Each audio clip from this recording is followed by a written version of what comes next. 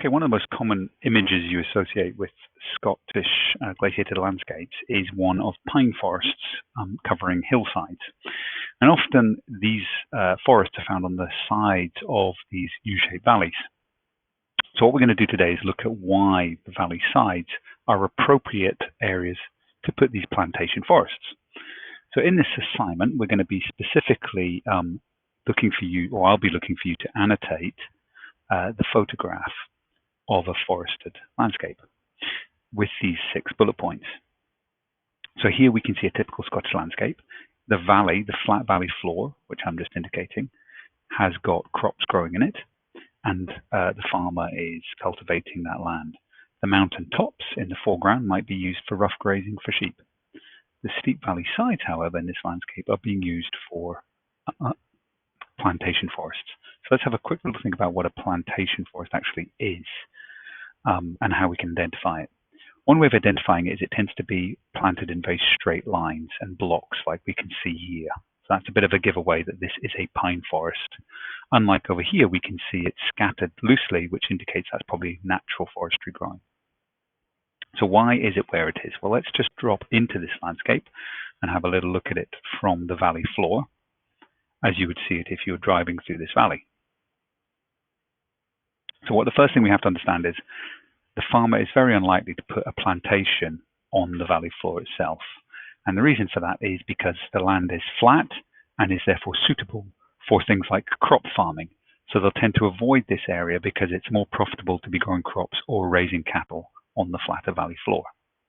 However, the farmer will also own the mountain tops and the valley sides and wants to make use of that part of the landscape. So one of the uses is to plant trees. Now, because the land is very steep, the soils will be very thin and poor quality, and therefore it's difficult for the farmer to grow crops on it.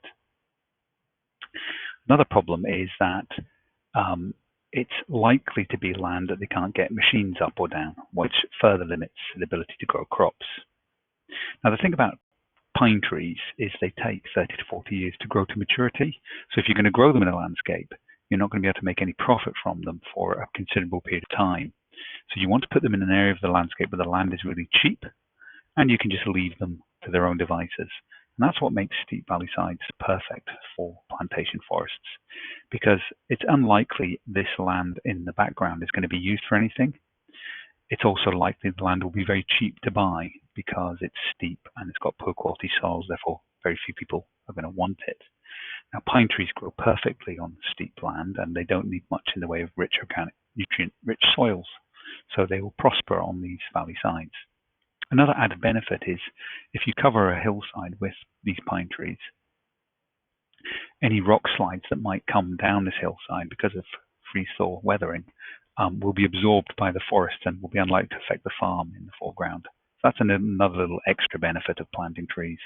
In very steep mountainous landscapes, they would also help absorb any potential avalanches. That wouldn't necessarily be a risk in here, but in alpine areas, for example, that would be another reason to plant pine forests. Pine trees also adapted to colder climates and snowy, wet climates, and therefore the perfect tree to grow in these environments. Whereas in the foreground, we can see these deciduous trees. Those are trees with leaves. They take much longer to grow and they're less adapted to hillsides or colder mountain landscapes. So what you now want to do is take all of these ideas and annotate the picture of the forested landscape with all of the key labels above.